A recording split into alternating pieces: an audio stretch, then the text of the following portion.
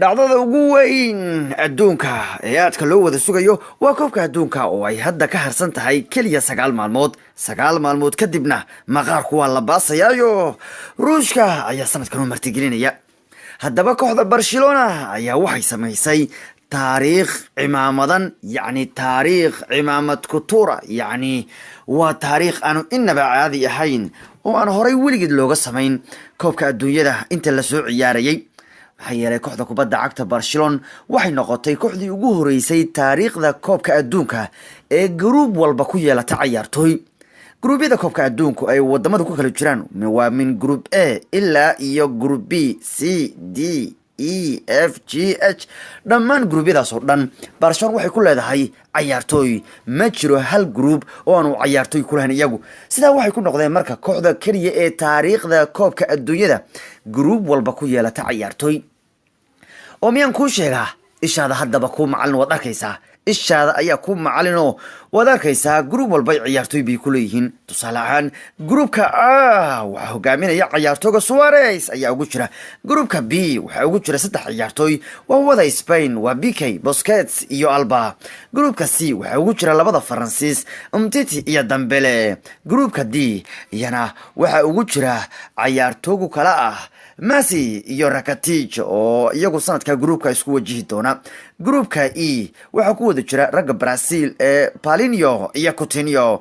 xitaa gruubka F waxaa ku jiraan Barcelona ciyaartooygoodu. gruubka F waxaa ku jira Ter Stegen oo ah goolhayaha Germany ee kooxda Barcelona. gruubka G waxaa ku jira Vermaelen oo Belgiumka matalaya, halka gruubka H uu matalayo qalowgii dheeraa Yaramina oo isagu matalaya sanadkan xulka kubadda cagta ee Colombia. marka Barcelona waxay noqotay kooxdii ugu horeysay taariikhda inta uu jiro maqaarka weyn ee adduunka ee gruubyada oo dhan ciyaartooy ku yeelata. dhanka kale kooxda Sheikh Mansour Ben Said Al Nahyan ee Manchester City ayaa noqotay kooxda ku leh koobka adduunka ciyaartooyga ugu badan. ma jirto koox ka badan inta ciyaartooy City ku leedahay koobka adduunka. yacni City waa kooxda ugu badan ciyaartooygooda ugu qayb galayaan sanadkan koobka adduunka oo 16 ciyaaryahan oo Manchester City u ciyaara ayaa koobka adduunka ka qayb galaya, waana in ka badan kooxaha kale. oo miyaadan ku sheega kuwa ka Belgiumka oo uu matalayo ciyaartooyga lagu magacaabo Captain Vincent Kompany, Brazil oo matalayo Jesus, Aguero oo matalaya Argentine, Germany oo matalaya Gundogan, De Bruyne oo matalaya Belgiumka, Silva oo matalaya Spain, Kyle Walker oo matalaya Greece-ka, Corwa Ederson oo Brazil matalaya, Bernardo Silva oo matalaya Portugal, Otamendi oo matalaya Argentina, Sterling oo matalaya wadanka 3 libaax ee Greece-ka, Fernandinho oo matalaya Brazil, Fabian Delph oo matalaya Ingiriiska, Danilo oo matalaya Brazil, Stones oo matalaya wadanka England, Mendy oo matalaya Faransiiska. marka waa kayo inta ciyaartooyad arkaysaan waa City ku ciyaara. marka Manchester City waxay noqotay kooxda ugu badan ee sanadkan ciyaartooyga ugu badan ugu qayb galayaan koobka adduunka, taasoo ka badan kooxaha kale.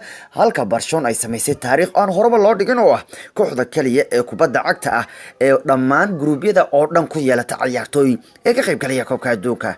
ma jiro gruub ciyaartooy Barcelona ka maqan yahay.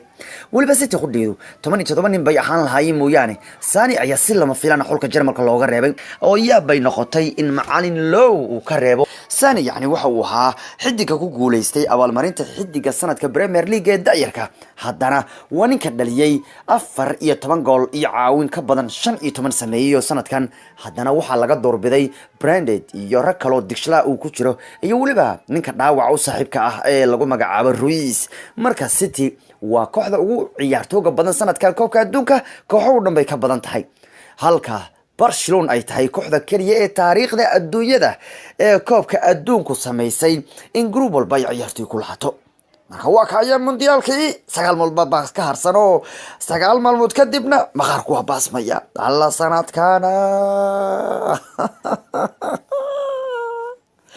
walla mundiyaalka waa la isku hayaayo يا ميسي iyo Ronaldo iyo Neymar iyo Hayden iyo Jarmalkii iyo Faransiiskii iyo rag badan baa isku haya. kolley koobka adduunka ninkii qaada wuxuu qaaday koobka qof walba uu ku riyoodo. koobka adduunku waa shaqada ugu weyn ee uu ciyaartooy qabto. bal waan arki doonaa wixii dhaca.